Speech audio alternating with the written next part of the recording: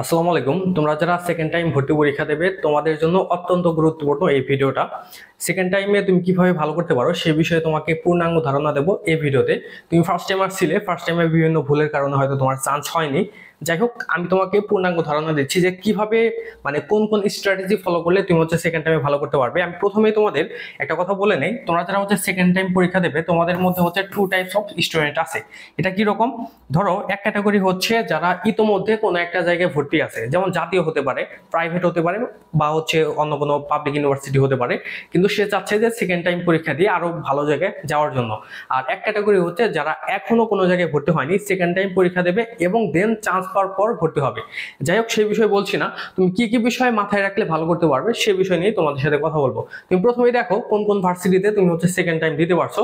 Second time তুমি পরীক্ষা দিলেও তোমার হাতে কিন্তু অনেকগুলো অপশন আছে, যেমন এইসব ভার্সিটিতে ঢাবি রাবি, দুঃখিত ঢাবি হবে না, রাবি জাবি চবি গুচ্ছ বিউপি, এগুলোতে তুমি পরীক্ষা দিতে পারবে। ঢাকা ভার্সিটি সেকেন্ড টাইম দেবে কিনা এখনো শিওর না, না দেওয়ার সম্ভাবনাই বেশি।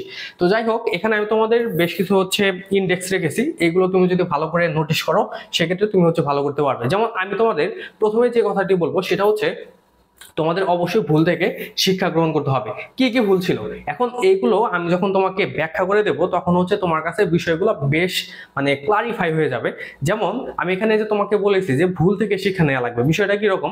তুমি যখন ফার্স্ট টাইমার ছিলে, অনেকেই হয়তো আমি দুই একদিন আগে আমাদের পেজের মধ্যে একটা পোস্ট করেছিলাম যে তুমি যখন অ্যাডমিশন পরীক্ষার্থী ছিলে তখন তোমার কোন ডিসিশনটা ভালো ছিল, কোন ডিসিশনটা খারাপ ছিল, এরকম একটা পোস্ট করেছিলাম। ওইখানে অনেকে বলেছে যে যারা চান্স পায়নি তাদের মধ্যে অনেকেই বলেছে যে ইংলিশ হয়তো গুরুত্ব দেয়নি, ওভার কনফিডেন্স ছিল, ভালো করে পড়েনি, ভালো রুটিন ছিল না, ধারাবাহিকতা ছিল না।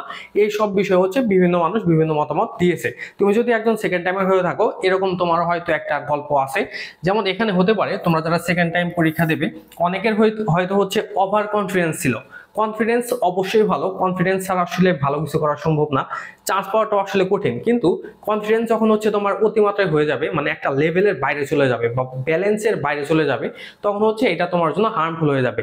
ওভার কনফিডেন্স কখনো ভালো না। তোমার একটা পজিটিভ মাইন্ড সেট আপ এবং পজিটিভ কনফিডেন্স থাকা দরকার, এবং ওই কনফিডেন্সের উপরে বেস করে তোমার প্রিপারেশনটা আগেই নিতে হবে। তো যারা ওভার কনফিডেন্স ছিলে এখন কনফিডেন্স একদম জিরো হয়ে গেছে, এরকম জায়গায় থাকা তোমার দরকার নেই। তুমি জাস্ট নিউট্রাল থেকে একটা পজিটিভ চিন্তা ভাবনা রেখে তোমার প্রিপারেশনটা তুমি আগাও, তুমি ভালো করতে পারবে।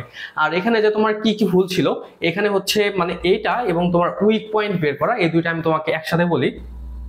যদি আমি তোমাদের রাজশাহী ইউনিভার্সিটির কথাই বলি, যেমন এখানে তোমাদের এবার কত নাম্বারে চান্স হয়েছে, যেমন 58, 60, 62, 64 এরকম নাম্বারে কিন্তু তোমাদের চান্স হয়েছে সর্বশেষ থেকেও।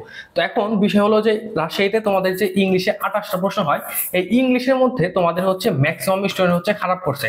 তো অনেকেই আমাকে মেসেজ করে জানিয়েছে যে ইংলিশে তাদের তুলনামূলক খারাপ হয়ে গেছে, অনেকের ইংলিশ মোটামুটি হলেও জিকে খারাপ হয়েছে।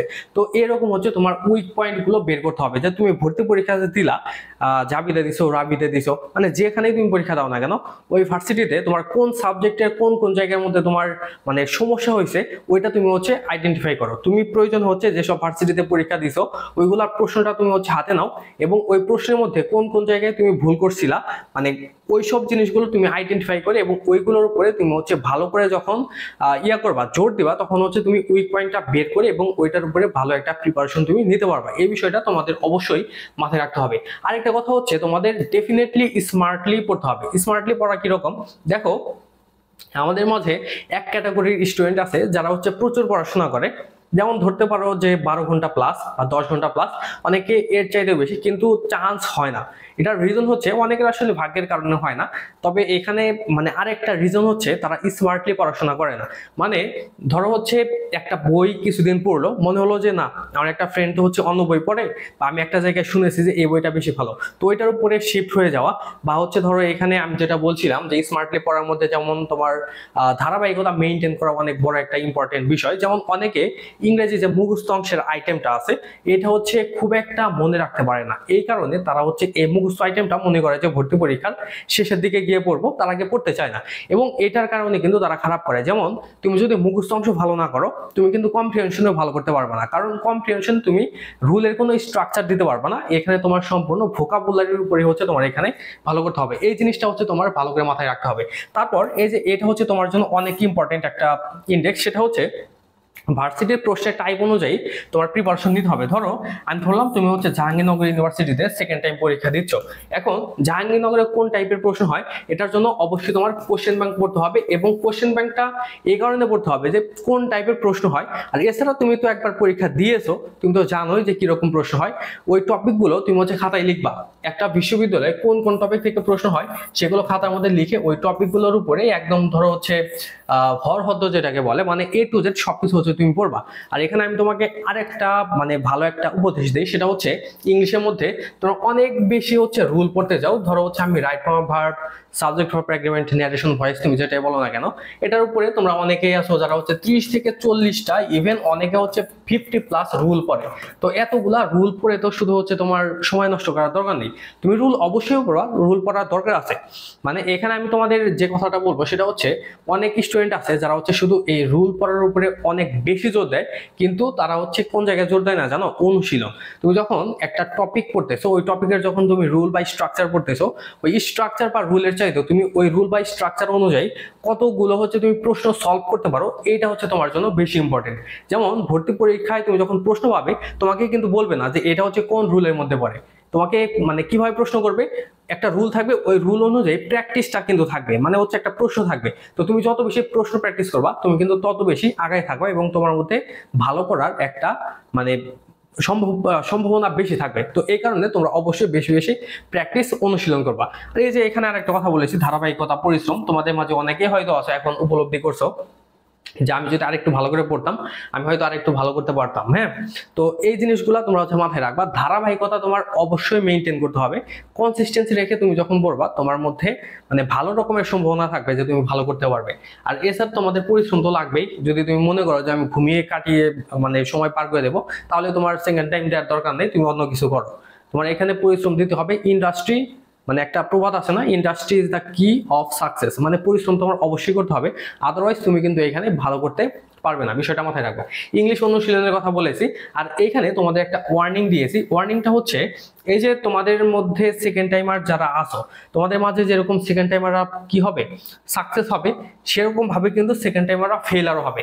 তো শুধু হচ্ছে সাকসেসের বিষয় না, তোমাদের ফেলারের বিষয়টা মাথায় রাখতে হবে, যে তুমি কিন্তু সেকেন্ড টাইম থেকেও কি হতে পারো, ব্যর্থ হয়ে যেতে পারো। এই বিষয়টা মাথায় রেখে কিন্তু তোমার ভালো করে প্রিপারেশন নেওয়া লাগবে। আর এটা হচ্ছে তোমার শেষ একটা সুযোগ, এটার পরে কিন্তু তুমি থার্ড টাইম কোনো সুযোগ পাচ্ছ না।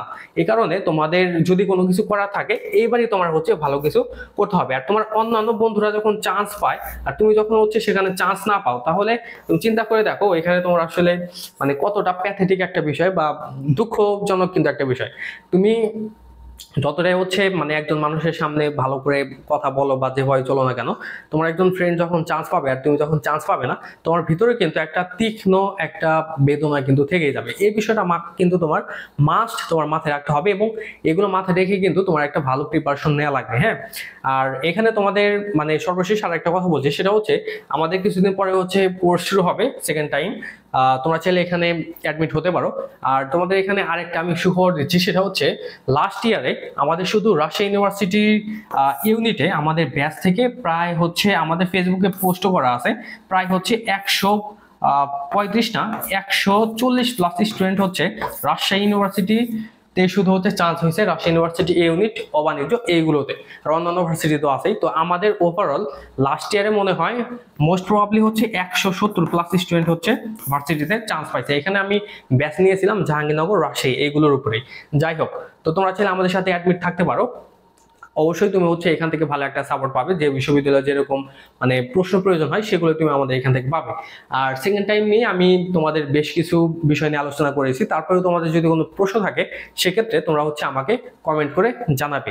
আজকে আমাদের ভিডিও এই পর্যন্তই ছিল। পরবর্তীতে তোমরা কি ধরনের ভিডিও চাচ্ছ বা কোন ধরনের গাইডলাইন তোমার প্রয়োজন, সেক্ষেত্রে তুমি হচ্ছে কমেন্ট করে জানাতে পারো। সবাই ভালো থেকো, বাই।